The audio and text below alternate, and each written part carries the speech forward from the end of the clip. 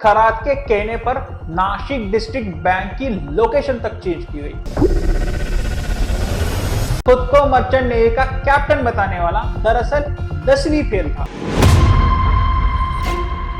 जिस रिपोर्टर ने खरात को एक्सपोज किया था उसके खिलाफ 5 करोड़ का डिफेमेशन केस डाल दिया। एक बोतल पानी के लिए खरात 50,000 रुपए लेता था। अगर खरात को किसी के घर पे विजिट करनी होती थी तो उसके लिए खरात 5 लाख रुपए लेता था।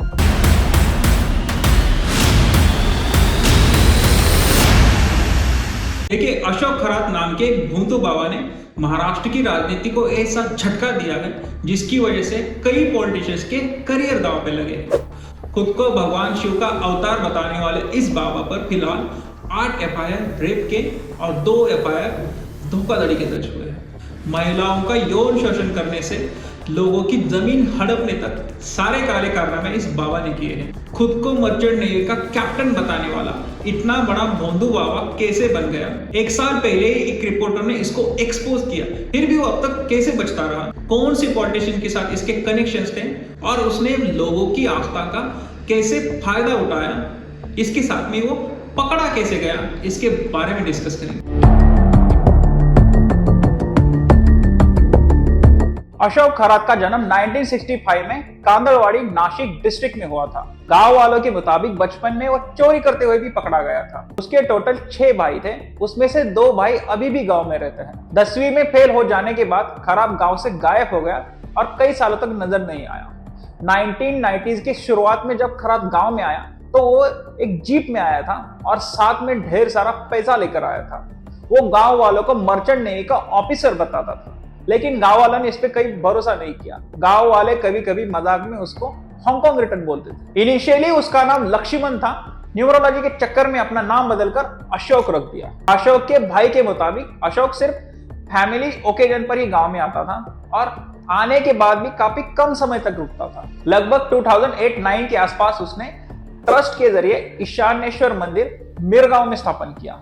उस ट्रस्ट के जरिए उसने स्कूल, अस्पताल जैसी मेडिकल फैसिलिटीज लोगों को देने का वादा किया, जिसकी वजह से लोगों ने भर भर के डोनेट किया। हालांकि उसने वो वादा निभाया नहीं, बल्कि मंदिर के पास में उसी पैसों से एक बड़ा फार्म हाउस बनाया। खरात की इन हरकतों की वजह से ट्रस्ट के कई लोग उसको छोड़ के गए, लेकिन लोगों का विश्वास बनाए रखने के लिए ट्रस्ट में कई और लोगों को भर्ती किया गया। 31 मार्च 2018 की जीआर के मुताबिक उस मंदिर को 105 लाख अलॉट किए गए थे, जिसमें से 25 लाख की राशि में पैंडॉल, पार्किंग, लोगों के रहने की व्यवस्था और बाकी चीजों पर खर्च किए गए। खरात ने शुरुआत तो रियल एस्टेट एडवाइजर से की थी।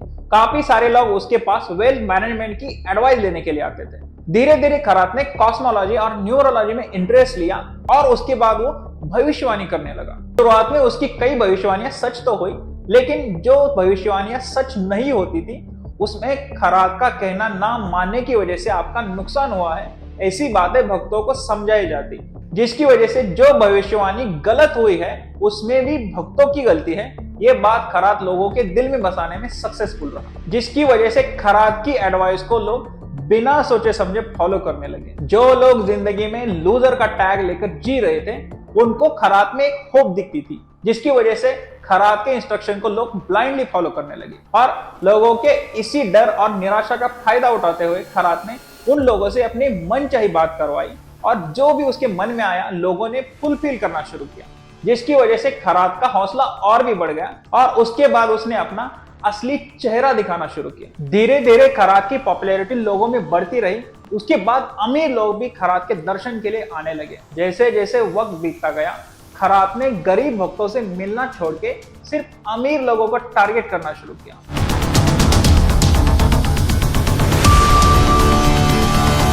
कैप्टन अशोक खरात ओशनोजल नाम से एक पावरफुल पानी बेचता था, जिसमें कप सिरप, पानी और वाइग्रा की गोली मिक्स करके उसका एक सॉल्यूशन बनाता था और इसी पानी को 50,000 रुपए पर बोतल बेचता था। इसे पीने के बाद लोगों में अलग एनर्जी फील होती थी, जिसकी वजह से इस पानी की डिमांड काफी ज्यादा थी। बड़े बड़े नेता और अधिकारी अपनी गाड़ियां भेजकर इस पानी को ऑर्डर करते थे। लोगों को अपनी सिद्धियों का यकीन दिखाने के लिए खरात ने एक मंदिर बनवाया था जहां पर वो सिद्धि विधि करता था। उस विधि के तहत जब खरात मंत्र पढ़ता था 21 फीट लंबा सांप फन निकाल के आ जाता था। जो आदमी सिर्फ इंसान नहीं बल्कि प्राणियों को भी कंट्रोल करता है, ये बात लोगों को किसी चमत्कार से कम नहीं लगती थी, जिसकी वजह से खरात की पॉपुलैरिटी और भी बढ़ती गई। असल में वो सांप नकली था और उसे रिमोट कंट्रोल से ऑपरेट किया जाता था। जब भी खरात मंत्र पढ़ता था तो उसका एक असिस्टेंट छुपके से उस रिमोट से ऑपरेट करके उस सांप को लोगों के सामने लाता था। खरात महिला और लड़कियों का यौन शोषण करने के लिए तरह तरह के ट्रिक्स यूज करता था।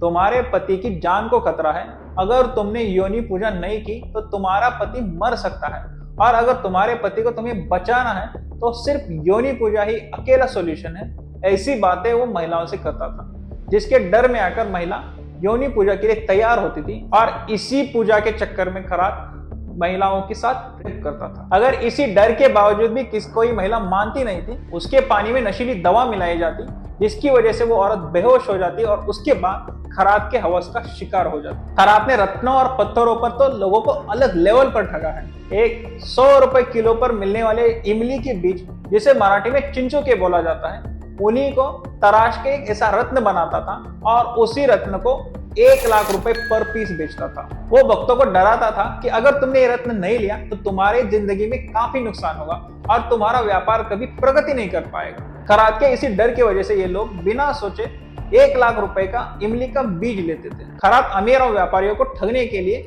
हनी ट्रैप का भी सहारा लेता था। एक बार उसने एक व्यापारी को अपनी महिला भक्त के साथ संबंध बनाने के लिए उकसाया और उसके 6 महीने बाद वो महिला प्रेग्नेंट है ऐसा नाटक रचाकर उस व्यापारी से 20 करोड़ ले लिए। हालांकि उसमें से उस महिला को 1 रुपया तक नहीं मिला। सारा का सारा पैसा खरात की जेब में चला गया। अगर खरात को किसी के घर पे विजिट देनी होती तो वो पर विजिट 5 लाख रुपए चार्ज कर रहा था। वावी में जो उसका एक बंगला है, वहां पर 3 लोग खरात से मिलने गए थे, एक बेटी और माँ बाप। उसने माँ बाप को तो रूम से बाहर बिठाया और जो उस लड़की को अंदर लेके उसके साथ दुष्कर्म किया और उसके बाद उसका भविष्य बताया। बड़े बड़े उद्योगपति के बाद अब पॉलिटिकल लीडर भी खरात से मिलने आने लगे। महाराष्ट्र के पूर्व शिक्षा मंत्री दीपक केसरकर ने एकनाथ शिंदे को खरात से मिलवाया था। इसके साथ में राधाकृष्ण विखे पाटिल और नीलेश लंके भी खरात से अपना भविष्य जानने के लिए गए थे। हालांकि खरात के काले कारनामे में इसका कोई इन्वॉल्वमेंट नहीं है, लेकिन पॉलिटिकल लीडर्स के वहां जाने की वजह से उसकी पॉपुलैरिटी और भी बढ़ गई।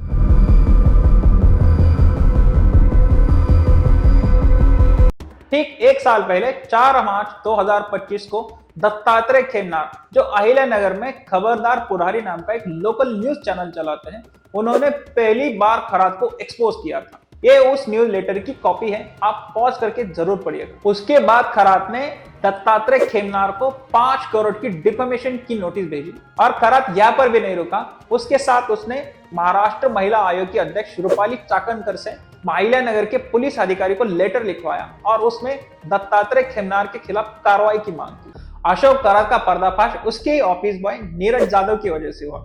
दरअसल दिसंबर 2025 में नीरज जाधव ने खरात के ऑफिस से सीसीटीवी फुटेज चुराया और उसी वीडियो के बदले खरात से 5 करोड़ की मांग की। खरात ने हालांकि उसको 1 रुपया तक नहीं दिया, उल्टा उसके खिलाफ पुलिस केस करने की धमकी दे दी। जब खरात से पैसे नहीं मिले तो नीरज ने अपना टारगेट चेंज करके उन महिलाओं को टारगेट किया जो खरात की हवस की शिकार थी। एक 24 साल की महिला को उसका ही वीडियो भेज के नीरज ने पैसे मांगना शुरू किया। हालांकि उस महिला ने मना कर दिया, तब नीरज ने वही वीडियो उसके रिलेटिव्स को भेजना शुरू किया। उनमें से एक रिलेटिव ने उस महिला को हिम्मत दी और उसी महिला ने सरकारवाड़ा पुलिस स्टेशन नासिक में नीरज जाधव के खिलाफ एफआईआर दर्ज किया। जब पुलिस ने नीरज जाधव की छानबीन की तब इसमें अशोक खरात की इन्वॉल्वमेंट पहली बार सामने आई और 17 मार्च की रात को खरात को उसके बेडरूम से अरेस्ट किया।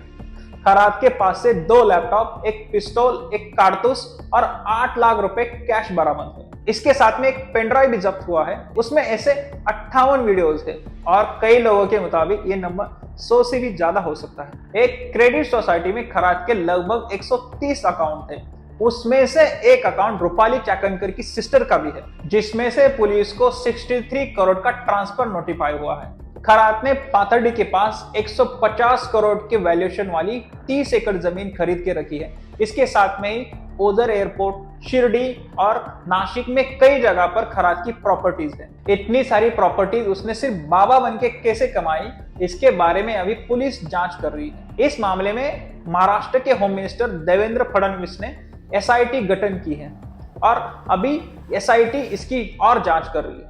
फिलहाल खरात पर टोटल 10 एफआईआर है, उसमें से 8 एफआईआर रेप केस के हैं और 2 एफआईआर धोखाधड़ी के हैं।